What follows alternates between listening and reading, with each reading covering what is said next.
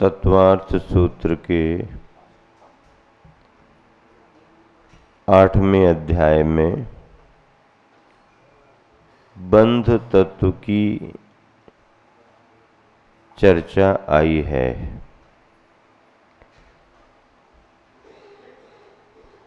6वें अध्याय में आश्रव तत्व को आपने सुना।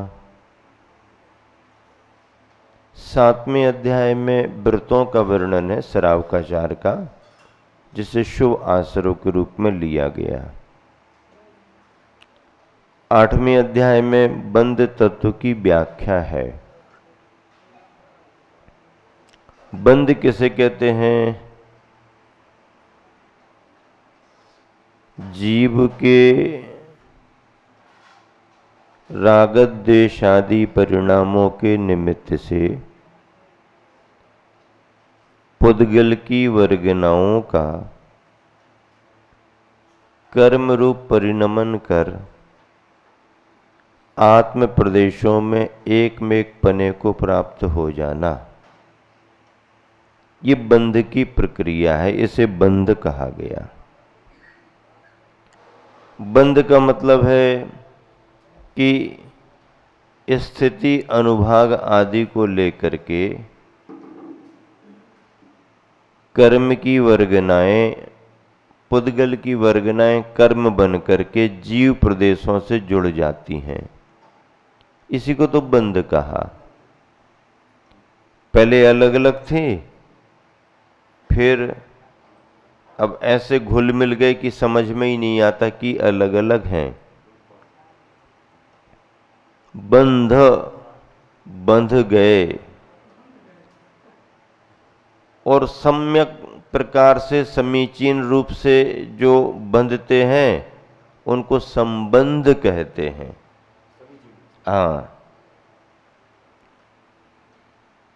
ऐसे 8वें अध्याय अर्थात बंध तत्व के वर्णन में सबसे पहले आचार्य महाराज ने जो सूत्र लिखा है उसे इस रूप में लिखा कि बंध के कारण क्या है। आश्रव की चर्चा हो गई, उसके बाद आगे बंध तत्व आ रहा है। उसका व्याख्यान करते हुए पहले बंध के कारणों का निर्देश दिया जाएगा कि बंध किन कारणों से होता है जीव को। सूत्र है, देखिए, मिलान करें। मिथ्या दर्शना विरति प्रमाद कसाय योगा बंध हेतवः। मिथ्या दर्शना विरति प्रमाद कसाय योगा बंध हेतवः। मिथ्या दर्शन, अविरति, प्रमाद, कषाय और योग, ये बंध के हेतु हैं। क्या क्या बंध के हेतु हैं? मिथ्या दर्शन, अविरति, प्रमाद, कषाय और योग। आचार्यों ने अन्य स्थानों पर ग्रंथों में मिथ्यात्व, अविरति, कषाय और योग ऐसा भी कहा है। प्रमाद को छोड़ दिया। प्रमाद को छोड़ दिया इसका मतलब ये नहीं कि प्रमाद नहीं है, नहीं, प्रमाद को कषाय में गर्भित कर लिया। क्या? प्रमाद को कषाय में गर्भित कर लिया। ऐसा गर्भित कर लेते हैं क्योंकि वो उसी की सजाती प्रकृति है, विजाती नहीं है। हाँ, सजाती है। जैसे योग और कषाय विजाती हैं। योग की क्रिया अलग है, कषाय की क्रिया अलग है। असंयम का भाव अलग रहेगा, मिथ्यात्व का भाव अलग रहेगा, लेकिन कषाय और प्रमाद एक ही हैं। किन्हीं किन्हीं आचार्यों ने दान के संदर्भ में 4 दान की चर्चा तो सभी जगह आती है। उन 4 दानों को किन्हीं किन्हीं आचार्यों ने 3 की व्याख्या कर दी। अब आप कहोगे ऐसा क्यों हो गया? क्या वो एक को नहीं मानते? क्या नहीं, दान तो चारों मानते हैं, लेकिन चारों दानों में आवास दान अलग हो गया,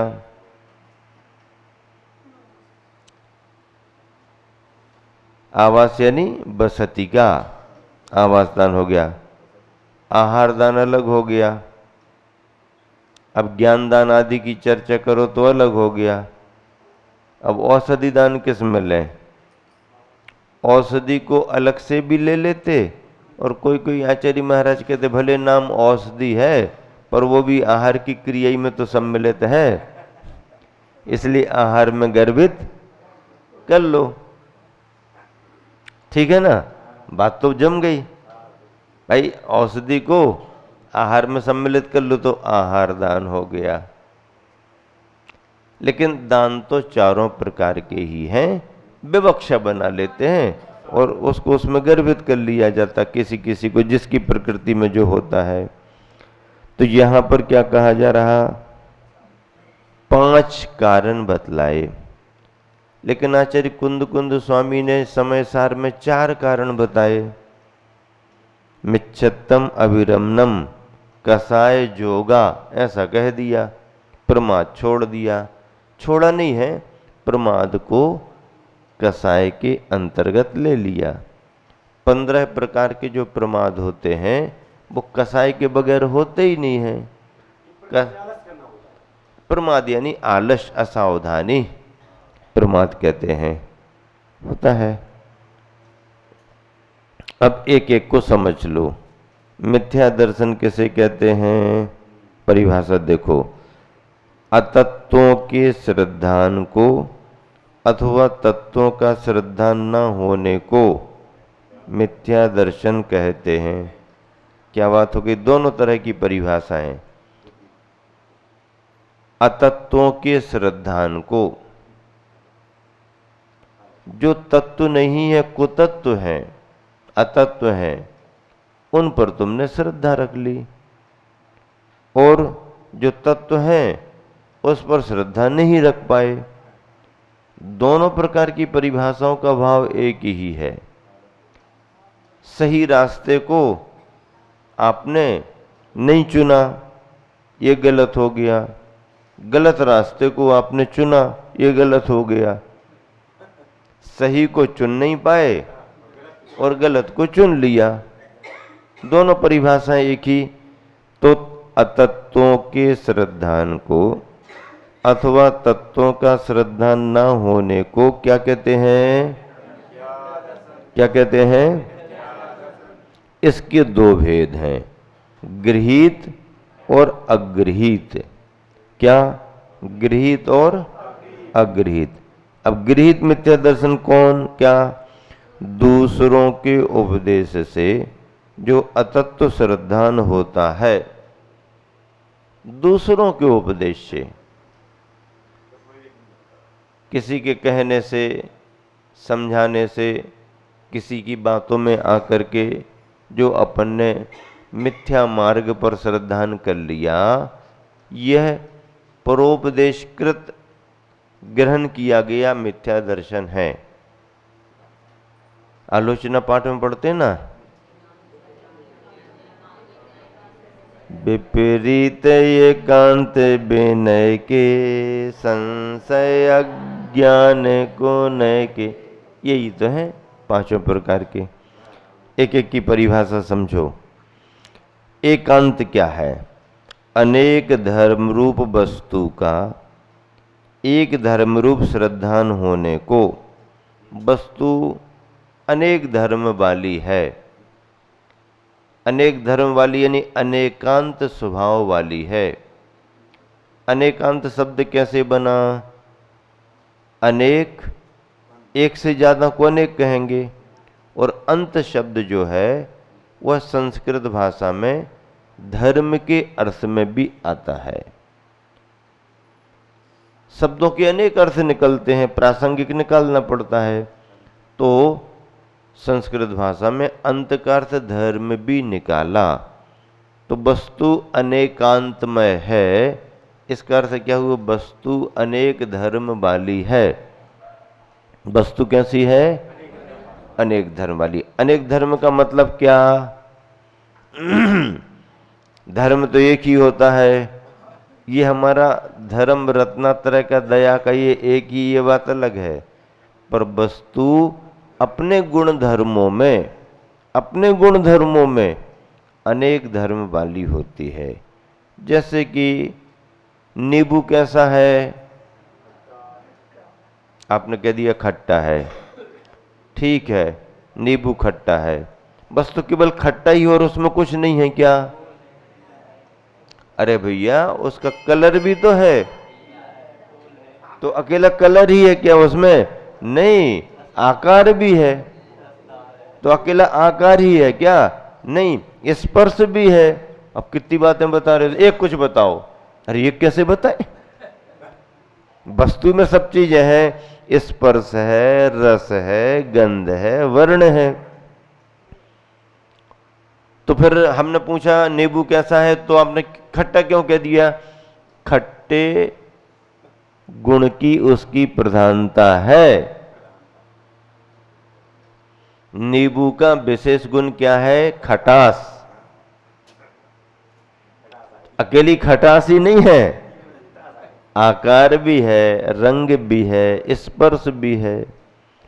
तो यह सब तो है, पर जब चर्चा करेंगे तो किसी एक बात को ही तो बता पाएंगे ना।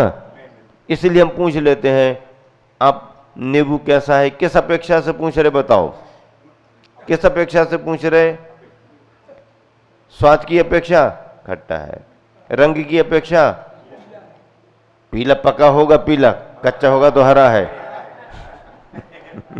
हैं? पकड़े गए हैं? पीला है। अरे पीला तब होगा जब पकेगा, पकने के पहले तो कच्चा है तो हरा है। हाँ, कितनी सारी बातें अपन पकड़ सकते हैं ना। स्पर्श, स्पर्श में मृदु है, कठोर नहीं है। गंध अच्छी है, बहुत अच्छी है गंध, गंध तो उसकी अच्छी, क्या बात हो गई। तो कोई किसी के बारे में पूछे तो अपन को ये पूछना पड़ता किस अपेक्षा से, ये कौन है, किस अपेक्षा से। ये शैलेश के पिता है, तो शैलेश के पिता हैं, तो शैलेश की अपेक्षा पिता है, लेकिन अपने पिताजी की अपेक्षा क्या हो? नहीं नहीं, हम तो पिता ही हैं। किसने कह दिया गड़बड़ करते हो तुम? नहीं, तो अपने बेटे की अपेक्षा व्यक्ति पिता होता है और अपने पिता की अपेक्षा वही व्यक्ति बेटा हो जाता है। बाजार में बच्चा अपने पापा के साथ था, किसी ने कह दिया अरे ओ बेटा बहुत दिन बाद देखे तुम, तो बच्चा गर्म हो गया, हमारे पापा को तुमने बेटा क्यों कहा? हमारे पापा को तुमने बेटा क्यों कहा? अब वो बूढ़ा आदमी था, उसकी अपेक्षा तो वो बेटा था, उसका बेटा कह दिया उसने। बब्बा जी खड़े थे, उनने कह दिया बेटा, ए बब्बा, ए दादा, हमारे पापा को तुमने अपना बेटा क्यों कहा? तुम्हारा बेटा है तो हमारे पापा कैसे, और हमारे पापा तो तुम्हारा बेटा कैसे? बोलो। अब बच्चा जो नहीं समझता वो झगड़ सकता है, लेकिन जो समझते हैं वो किसी का मामा भी हो सकता, किसी का भांजा भी, चाचा, भतीजा। एक ही व्यक्ति में अनेक ये गुणधर्म हैं, अनेक अवस्थाएं हैं। इनको स्वीकार करना अनेकांत के सिद्धांत को मानना है। हमने स्वीकार किया है और चर्चा में यदि किसी प्रसंग को बताया तो इसका मतलब दूसरे धर्मों को हम स्वीकार नहीं कर रहे, ऐसा नहीं।